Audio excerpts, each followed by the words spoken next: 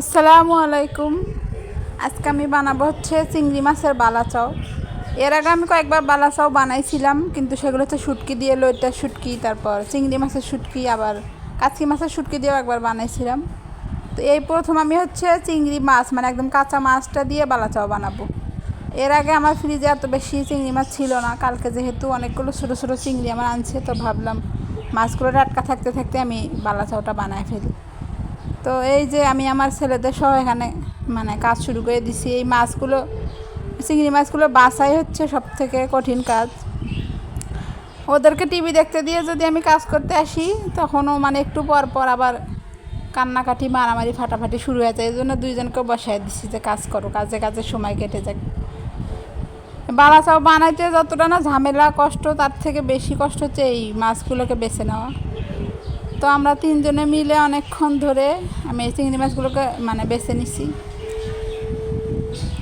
যদিও একদম 100% বাঁচতে পারিনি, কিছু কিছুগুলো আমি ওই রকমই রেখে দিছি, তারপর ভালোভাবে ধুয়ে টুয়ে নিছি। তো এই তো আমার চিংড়ি মাছগুলো একদম পরিষ্কার করে নেওয়া শেষ, কোনো পানি নাই কিন্তু এটাতে। এখন এদিকে আমি বাকি সব কিছু রেডি করে নেবো। এখানে শুকনো মরিচ নিছি, তারপর রসুন নিছি যতটুকু চিংড়ি মাছ তার অর্ধেকটা রসুন, আর পেঁয়াজ চিংড়ি মাছ যতটুকু তার ডাবল, আর আদার কোনো পরিমাণ নেই, আদা সামান্য একটু আমি দিছি। এখন ফ্রাই প্যানটা চুলায় বসায় দিয়ে একটু বেশি করে তেল দিয়ে দিলাম, সয়াবিন তেল। তেলটা গরম হয়ে আসলে আমি প্রথমেই মরিচগুলো দিয়ে একদম ভালো করে ভেজে তুলে নিব।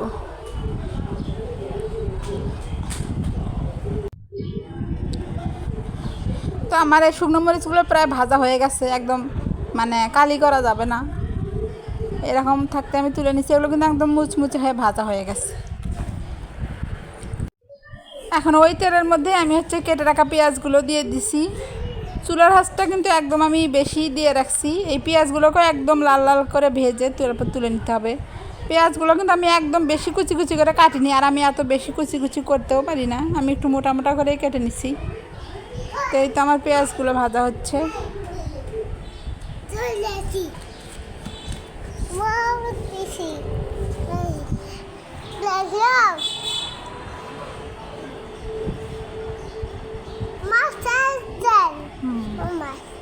পেঁয়াজগুলো প্রায় লাল লাল কালার হয়ে গেছে। এখন আমি এগুলোকে তেলটা ঝরিয়ে তারপর তুলে নিছি। এই অবস্থাতে তুলতে হবে, এর চেয়ে বেশি লাল করতে গেলে তুলতে তুলতে পুড়ে যাবে। এখন আমি রসুনগুলো দিয়ে দিব। রসুনগুলো দিয়ে একইভাবে একদম যেন চিপসের মতো ক্রিস্পি হয়, এইভাবে সব কিছুই ভেজে নিতে হবে।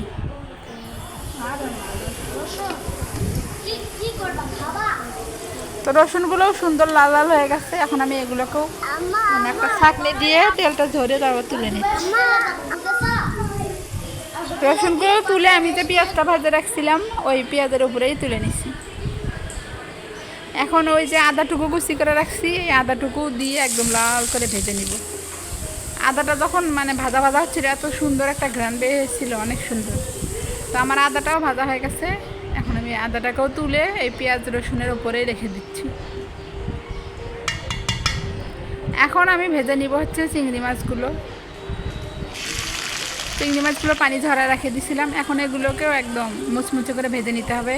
আর এইদিকে আমি যে মরিচগুলো ভেজে রাখছি, এগুলো ঠান্ডা হয়ে গেছে, এগুলোকে আমি হাত দিয়ে এরকমভাবে ভেঙে নিচ্ছি।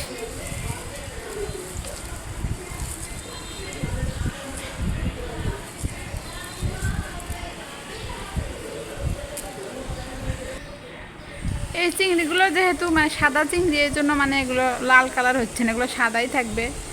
আবার অনেক চিংড়ি আছে হালকা একটু ভাজলেও একদম টকটকে লাল কালার হয়ে যায়।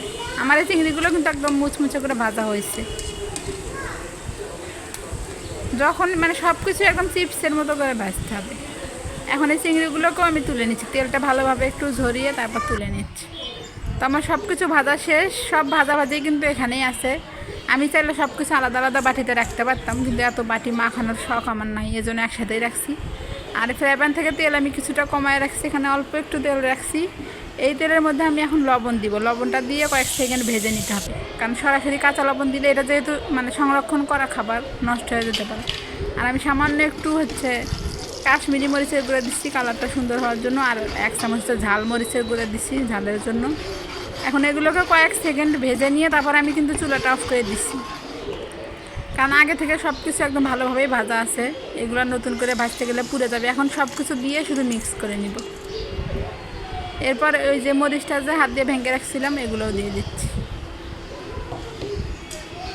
এখন সব কিছু ভালোভাবে উল্টে পাল্টে মিশিয়ে নিয়ে সব কিছু যখন পুরোপুরি ঠান্ডা হয়ে যাবে তখন আমি দেখাচ্ছি।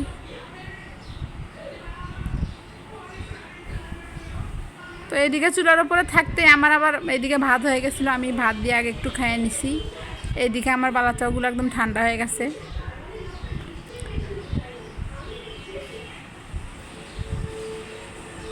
এটাকে কিন্তু বালাচাও বলা যায়, চিংড়ি মাছের আচারও বলা যায়। এটা অনেকটা আচারের মতোই টেস্ট লাগে। আর যেহেতু একদিন বানিয়ে অনেক দিন রেখে রেখে খাওয়া যায়, এটা ফ্রিজের বাহিরেই 1 মাসের বেশি ভালো থাকে, কিন্তু 1 মাস পর্যন্ত থাকেই না, তার আগেই খাওয়া শেষ হয়ে যায়।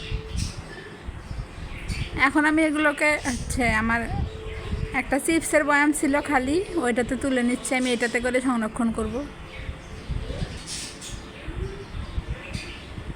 এটা যেহেতু সংরক্ষণ করার জন্য, এই জন্য আমি কিন্তু মানে এটা হাত লাগাইনি, চামচ দিয়ে তুলে নিছি বয়ামে। কেউ চাইলে কিন্তু এই বালাচাওটা আমার কাছে অর্ডারও করতে পারবেন। আমার ঠান্ডা হয়ে গেলে বয়ামের মুখটা লাগায়া এখন রেখে দেব। আর অর্ডার করতে না চাইলে রেসিপি থেকে বানাই নেবেন।